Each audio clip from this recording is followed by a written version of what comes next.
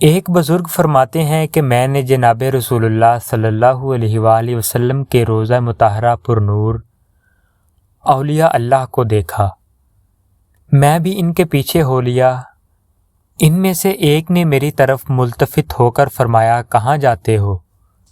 میں نے کہا، تمہارے ساتھ، کیونکہ مجھے تم سے محبت ہے، اور میں نے سنا ہے کہ نبی کریم صلی اللہ علیہ وآلہ وسلم نے فرمایا کہ یعنی آدمی اسی کے ساتھ ہے جس سے اس کو محبت ہے۔ پھر ان میں سے ایک نے کہا، جہاں ہم جاتے ہیں وہاں تم نہیں جا سکتے، کیوں نہ وہاں وہ شخص جا سکتا ہے جس کی عمر 40 سال کی ہو۔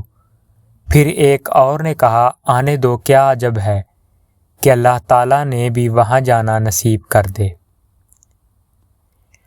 القصہ میں چلا اور زمین ہمارے نیچے سے خود بخود قطع ہو جاتی تھی۔ چلتے چلتے ایک شہر میں پہنچے کہ وہ چاندی سونے سے بنایا گیا تھا، اور وہاں کے درخت خوب گنجان تھے اور نہریں جاری تھیں، اور عمدہ عمدہ میوے بکثرت تھے۔ غرض ہم اس شہر کے اندر گئے اور وہاں سے مختلف انواع کے میوے کھائے، اور 3 سیب وہاں سے میں نے اپنے پاس رکھ لیے، اور انہوں نے بالکل منع نہیں کیا۔ جب وہاں سے واپس آنے لگے تو میں نے پوچھا، یہ کون سا شہر ہے؟ فرمایا، اولیاء اللہ کا شہر ہے۔ جب ان کا سیر کرنے کو جی چاہتا ہے تو جہاں کہیں وہ ہوں ان کے سامنے کل شہر ظاہر ہو جاتا ہے، لیکن 40 سال کی عمر سے کم کا سوائے تیرے یہاں آج تک کوئی نہیں آیا۔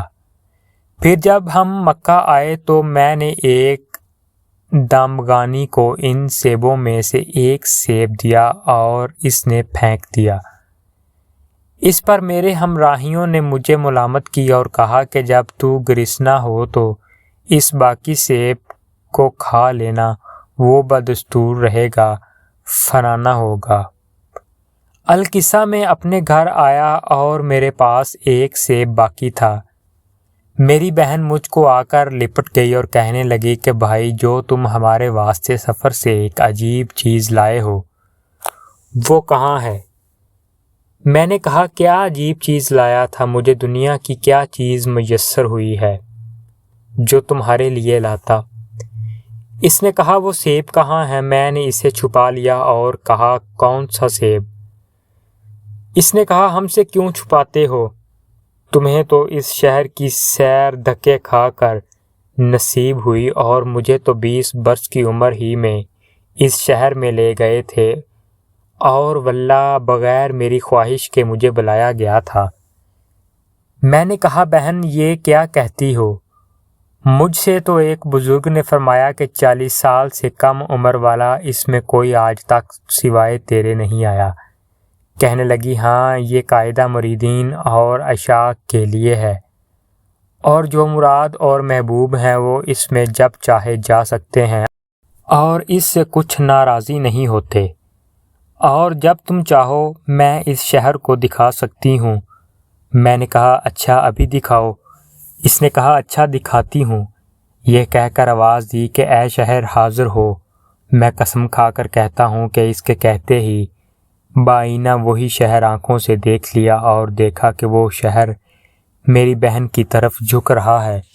میری بہن نے اس کی طرف ہاتھ بڑھا کر مجھ سے پوچھا، اب بتاؤ تمہارا سیب کہاں ہے؟ اس کے بعد وہ سیب جو میرے اوپر تھا مجھ پر گرا۔ میں نے یہ عجیب معاملہ دیکھ کر ہنسا۔ عجیب واقعہ دیکھ کر میں نے اپنے آپ کو بہت حقیر سمجھا، اور میں پہلے نہ جانتا تھا کہ میری بہن بھی ایسے لوگوں میں ہے۔ معزز ناظرین، آج کا حاصل ہمارا یہ ہے کہ اللہ تعالیٰ کا اپنے ہر بندے کے ساتھ الگ معاملہ ہے۔ بعض باتیں تو ظاہر کرنے سے ظاہر ہوتی ہیں، لیکن اکثر باتیں دل ہی دل میں رہتی ہیں۔ بندہ اپنے حالات کی اپنے رب کو اطلاع دے کر دعائیں مانگتا ہے۔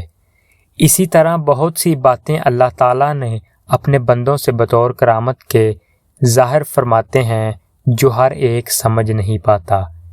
اس لیے بہت سے لوگ ایسی باتوں کو سن کر انکار بھی کر دیتے ہیں، حالانکہ کرامات اولیاء برحق ہیں۔